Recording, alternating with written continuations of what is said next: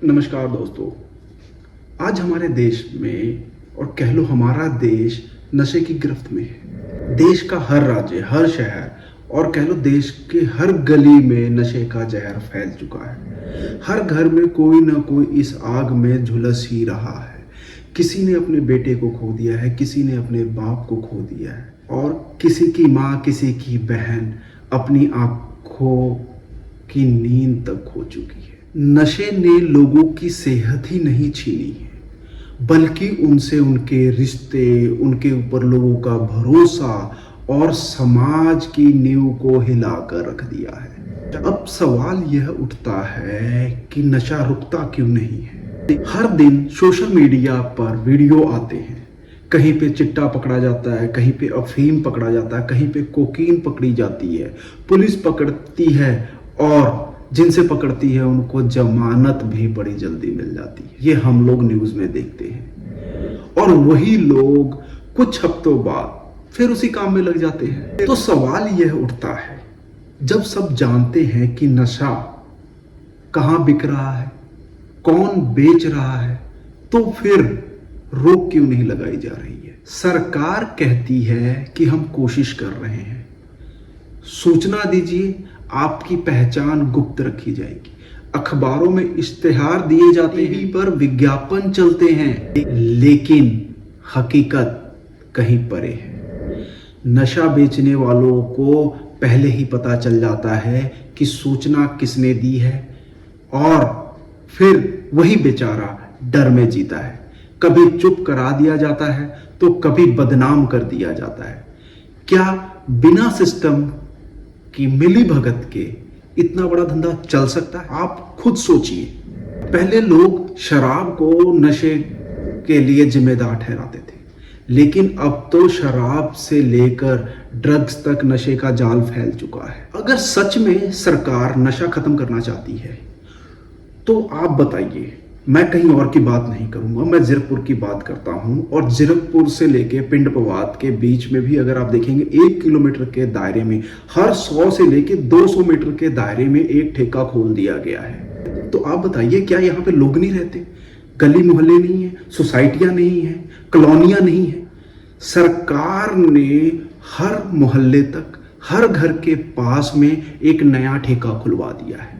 समाज में school college तो दिन में ही चलते हैं, ठेके रात के 12 बजे तक चलते रहते हैं और स्कूलों से पहले खुल जाते हैं। इन ठेकों की वजह से कितना नुकसान होता है यह आम जनता जानती है। शराब पीने के बाद व्यक्ति पड़ोस में लड़ता है, घर में लड़ता है और बदनामी तो वैसे ही कमा लेता है। अब लोगों की कमाई अब शराब की बोतलों में डूब जा रही है, क्योंकि ठेके उनके घरों के नजदीक आ गए हैं। लेकिन सरकार का खजाना तो भर ही रहा है, क्योंकि शराब से सरकार को मोटा टैक्स जो मिलता है। इसीलिए तो सरकार ने हर घरों के नजदीक ठेके खोलने का कार्यक्रम चला लिया। मैं नहीं कह रहा हूं, आम जनता की आवाज है।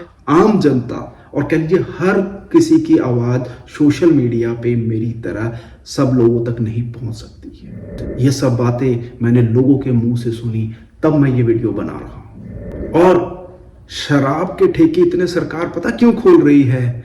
क्योंकि उनके खजाने तो खाली रहते हैं, कहीं ना कहीं से टैक्स का पैसा तो चाहिए और टैक्स के पैसे को निकाल के वो प्रचार पे लगाते हैं और कह लीजिए टैक्स से निकलता है प्रचार का पैसा। ये है हमारी सरकार। अब तो बात सिर्फ शराब तक नहीं टिकी, ये सबको पता है। अब तो नशे के नए नाम आ गए हैं, जैसे चिट्टा, अफीम, हीरोइन और नशे की गोलियां और पता नहीं कितने तरह के नशे। और ये जहर समाज में फैल चुका है, जो सीधा हमारे नौजवानों के रगों में घुस रहे और कहते हैं यह नशे बाहर से आते हैं। पर क्या इतने बड़े नेटवर्क बिना किसी अंदरूनी मदद के चल सकते? सोचने योग्य बात है। मैं आप लोगों से एक मार्केट की बात शेयर करता हूं कि कह रहे हैं लोग, ये लोगों की बात है, कह रहे हैं कि कुछ नशे व्यापारी, कुछ प्रतिशत मैं इसमें सब व्यापारियों को नहीं लेना चाहता हूँ, जो जिन भाइयों को मेरी बात बुरी लगे मैं उनसे माफ़ी मांगना चाहता हूँ कि कुछ व्यापारियों ने, नशे के व्यापारियों ने अपने आप को समाज की नज़र में अच्छा करने के लिए कई तरह के कारोबार शुरू कर दिए हैं। जैसे कि कुछ लोगों ने सलून खोल लिए, कुछ ने मेडिकल शॉप्स खोल लिए, किसी ने कपड़े का व्यापार कर लिया और भी कई तरह के व्यापार कर रहे हैं वो लोग। और खास बात यह है, वे लोग मार्केट रेट से ज्यादा पर किराया देके दुकान ले रहे हैं, जिससे जो सही तरीके से कारोबार करने वाला व्यापारी है वह भी दुखी हो जाता है, क्योंकि उनके किराए बढ़ा दिए जा रहे हैं, जिसकी वजह से जो वो सालों से कारोबार कर रहे थे उनके कारोबार पे असर पड़ रहा है, क्योंकि सही ढंग से काम करने वाला व्यक्ति ज्यादा किराया नहीं दे सकता है। और भी इसमें कई बातें हैं। अब जैसे कि जो कपड़े का काम कर रहा है ना, वो कोई अच्छी क्वालिटी का कपड़ा नहीं बेच रहा है, उसने 40-50 हजार रुपए की दुकान तो ले ली, लेकिन जो मार्केट से कचरा मिलता है उसको अपनी दुकान में भर दिया, उसके कि उसको कस्टमर से लेना देना नहीं है। कस्टमर आए या ना आए, उसका पैसा तो नशे के व्यापार से आ ही रहा है। जो वो चिट्टा, हीरोइन, अफीम, गांजा, नशे की गोलियां बेच रहा है उससे आ ही रहा है। और दूसरी तरफ अब बात कर लो मेडिकल वालों की।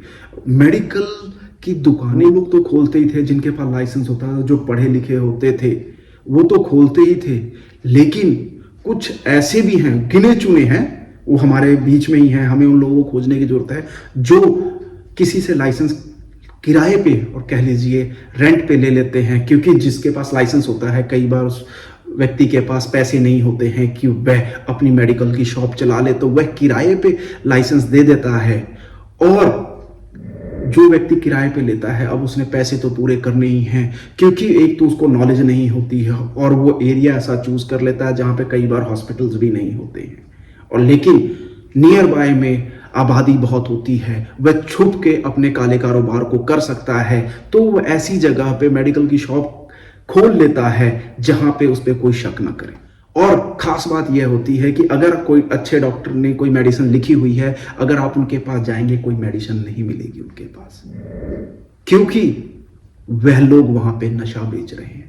ऐसे बहुत सारे मामले हैं, जीरकपुर थाने में कह लीजिए और अलग अलग थाने में, शहर में आप पता लगा सकते हैं कितने केमिस्टों के ऊपर ड्रग्स बेचने पे, नशा बेचने के केसेस हैं, और वो आज की डेट में खुले में घूम रहे हैं, फिर भी वो केमिस्ट की दुकान चला रहे हैं। क्या उन पे कोई कार्रवाई हुई है आज तक? वो खुले में अपना कारोबार कर रहे हैं। इनसे सही ढंग से कार्य करने वाले और सही ढंग से बिजनेस करने वालों के ऊपर बहुत दबाव बनता है। यह सब एक इत्तेफाक नहीं हो सकता, यह एक नेटवर्क है, लालच, सत्ता और अपराध का। कई बार नशे का कारोबार करने वालों की सीधी पहुंच राजनेताओं तक, एमएलए, एमपी, एमसी, इन सब तक होती है, लेकिन कुछ जो छोटे नशे के व्यापारी हैं, अगर उनकी पहुंच राजनेताओं तक नहीं होती है तो राजनेताओं के चमचों कह लो और उनके लेफ्ट हैंड, राइट हैंड या किसी न किसी के पास उनकी पहुंच होती है, जिसकी वजह से नशे के व्यापारी हर बार बच के निकल जाते हैं। कई बार राजनेता या उनके चमचे उनको बचा लेते हैं, या वो किसी न किसी तरीके से कोई ना कोई हथकंडा लगा के वैसे ही बच जाते हैं और खुले घूम रहे हैं आज की डेट में हमारे समाज में। और आम आदमी बस डर में जीता है, जिसे देख लो वह यही कहता है क्या फर्क पड़ता है, लेकिन फर्क पड़ता है, बहुत पड़ता है, क्योंकि अगर समाज चुप रहेगा तो नशा बोलता रहेगा। अब समय आ गया है, आवाज उठाओ, बहुत हो गया। अब वक्त है बदलने का।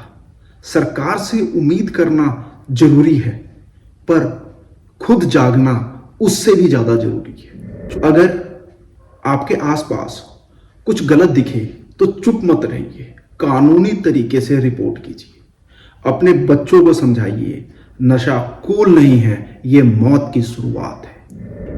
अंत में मैं सिर्फ इतना कहना चाहूंगा, देश का युवा देश की जान है। अगर वही नशे में खो गया तो भारत का भविष्य कौन संभालेगा? सोचिए, बोलिए और जागिए, नशे के खिलाफ लड़िए।